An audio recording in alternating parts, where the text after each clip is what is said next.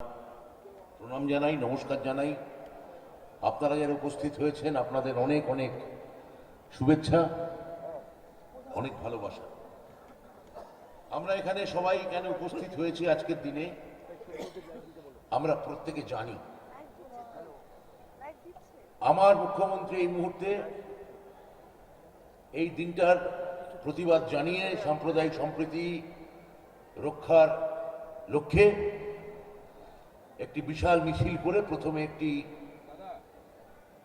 গুরুদ্বারা, তারপর একটি গির্জা এবং তারপর একটি মাজারে গিয়ে সম্প্রীতি জানিয়ে একটা বিরাট সভা আজকে করবেন পাক সার্কাস ময়দানে।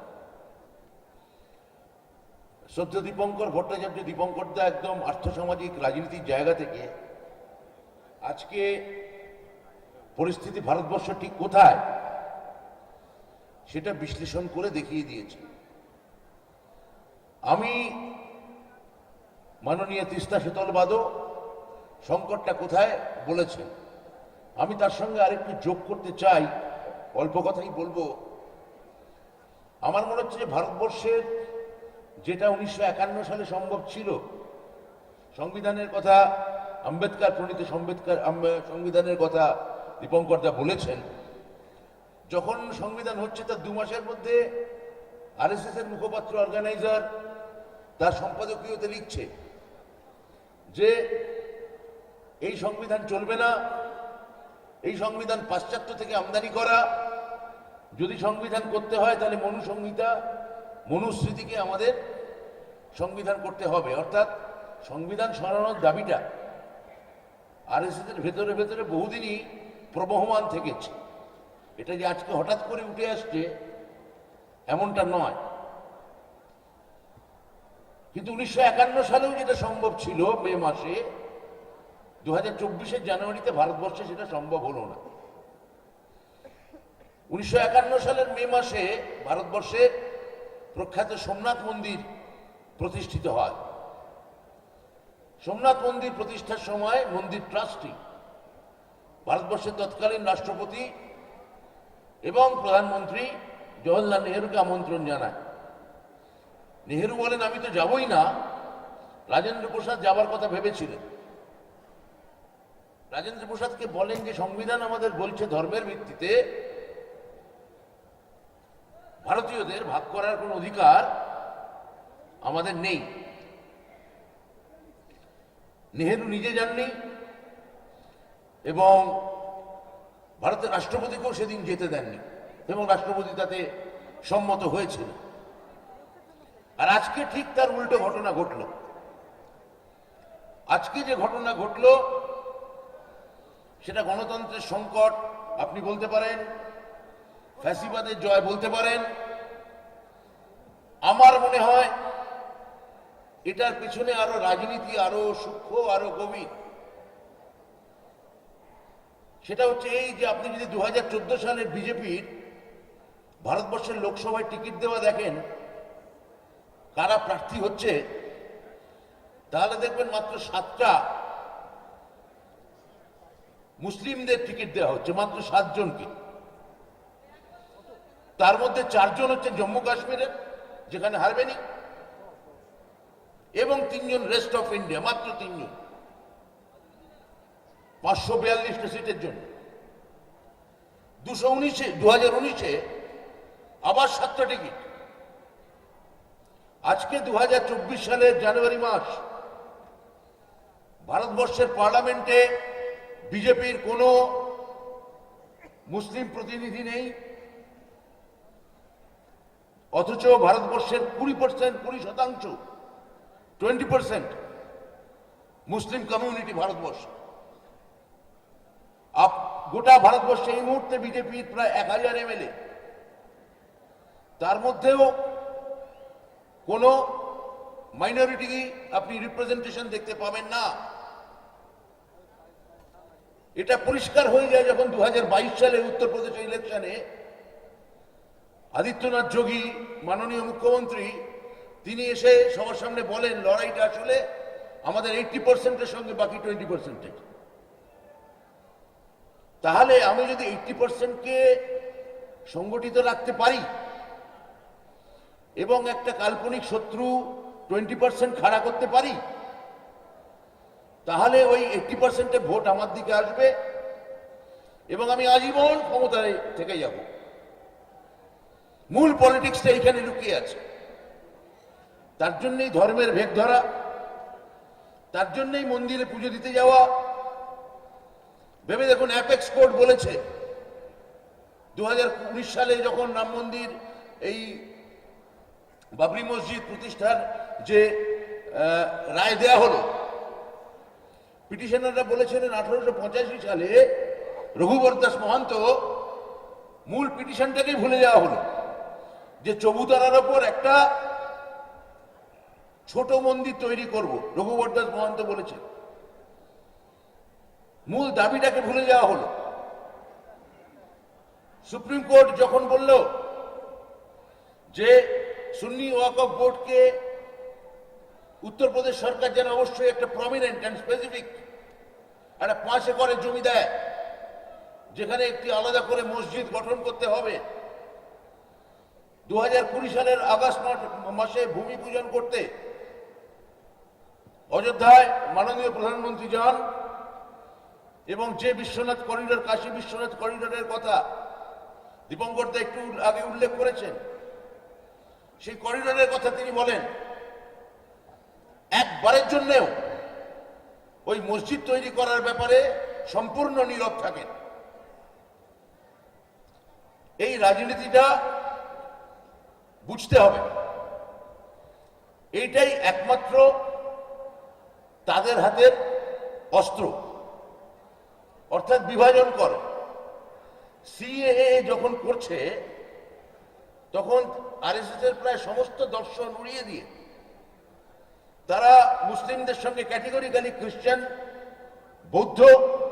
বৌদ্ধ, জৈন এই ভাগও করছে, যে আমরা খ্রিস্টানদের নাগরিকত্ব দেব, আমরা বৌদ্ধদের নাগরিকত্ব দেব, আমরা জৈনদের নাগরিকত্ব দেব, খালি একটি সম্প্রদায়কে দেব না।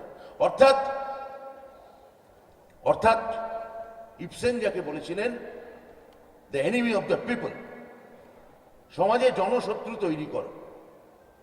জনশত্রু যদি তৈরি করতে পারো, তুমি যদি তোমার প্রতিপক্ষ ঠিক করে ফেলতে পারো, তাহলে তোমার ক্ষমতায় থাকা নিশ্চিত হয়ে যায়। এইটা বিজেপি চালিয়ে আসছে, তারই ফলে এলাহাবাদের নাম পাল্টে যায়, ভাবা যায় না। পাটনা স্টেশনের নাম পাল্টে যায়, যত औरंगजेब রোড নাম পাল্টে যায়, এবং আপনারা জেনে রাখুন আকবর রোড পাল্টে যাওয়ার ধ্বনি উঠে গেছে। দিল্লির প্রধানমন্ত্রী অরবিন্দ কেজরিওয়ালের কাছে পিটিশন গেছে যে 400 মোগল গ্রাম এবং যার নাম আকবর রোড সেটা পাল্টানো হোক। রাজস্থানে আকবর ফোর্টের নাম পাল্টে 1570 সালে তৈরি হওয়া ঐতিহাসিক ফোর্ট, তার নাম পাল্টে আজমির ফোর্ট হয়ে গেছে। ইতিহাস বইতে পরিষ্কার লেখা হচ্ছে যে হলদিঘাটের যুদ্ধে নাকি আকবর হেরে গিয়েছিলেন আর রানা প্রতাপ জিতেছিলেন। ঐতিহাসিকরা স্বাভাবিকভাবে প্রশ্ন করেছেন, যদি রানা প্রতাপ জিতেই গিয়ে থাকেন তাহলে পরবর্তী 300 বছর মোগল শাসন হলো কি করে হলো? এই জিনিসগুলো আমাদের অত্যন্ত সূক্ষ্মভাবে একটা বিভাজনের রাজনীতি আমাদের মধ্যে বুনে দেওয়া হচ্ছে, এবং বিভাজন সম্পূর্ণ হয়েছে। কংগ্রেসের নেতা সলমান খুরশিদ বলেছেন যে আগে আমাকে 95% আমার কংগ্রেসের বন্ধুরা আমাকে সবসময় ডাকতেন কোন আন্দোলনে, কোন সভায়, কোন সেমিনারে, সেটা এখন 20% এসে ঠেকেছে। সলমান খুরশিদ বলছেন এই ভারতবর্ষ আমরা দেখতে চাইনি, বিভাজনের ভারতবর্ষ, মধ্যযুগীয় ভারতবর্ষ, একটা প্রায় রিপাবলিক করে একটা মধ্যযুগের অন্ধকার ছমছমে ভারতবর্ষ। 1947 সালে কিছুদিন আগে দেশ বিভাগের আগে এখানকার এক আমলা, ব্রিটিশ এক আমলা নোট পাঠিয়েছিলেন চার্চিলের কাছে। তখনও অ্যাটলি আসেননি, চার্চিলই প্রধানমন্ত্রী। বলেছিলেন আপনারা স্বাধীনতা দেবেন না, এই দেশ স্বাধীনতা ধরে রাখতে পারবে না। কেন না? উদাহরণ দিচ্ছে ওই আমলা।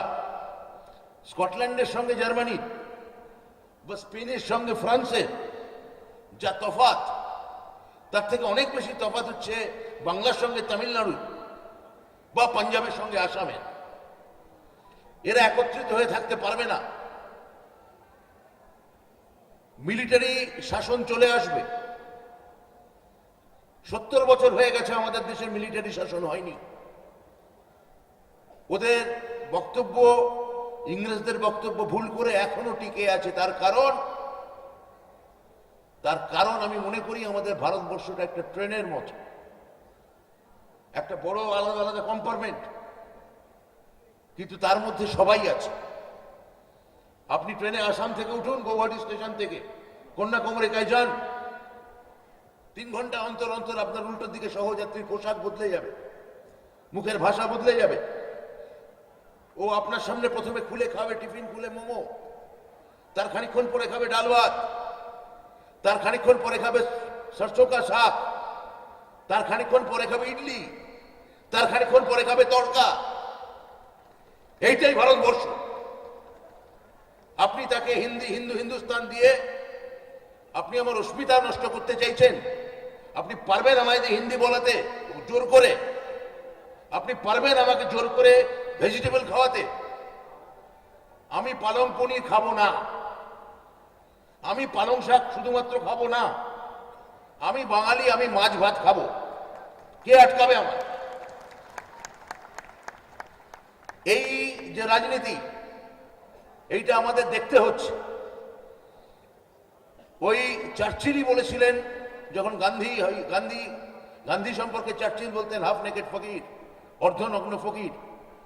যখন আরউইনের সঙ্গে গোল টেবিল বৈঠক হচ্ছে লন্ডনে, চার্চিল অ্যালবার্ট হলে বলেছিলেন তার এক বক্তৃতা, এই দেশকে আমরা রেলগাড়ি দিয়েছি, এই দেশকে আমরা আইপিসি ইন্ডিয়ান পেনাল কোড দিয়েছি, এই দেশকে আমরা ইংরেজি ভাষা বলতে শিখিয়েছি, এই দেশকে আমরা সভ্য করেছি।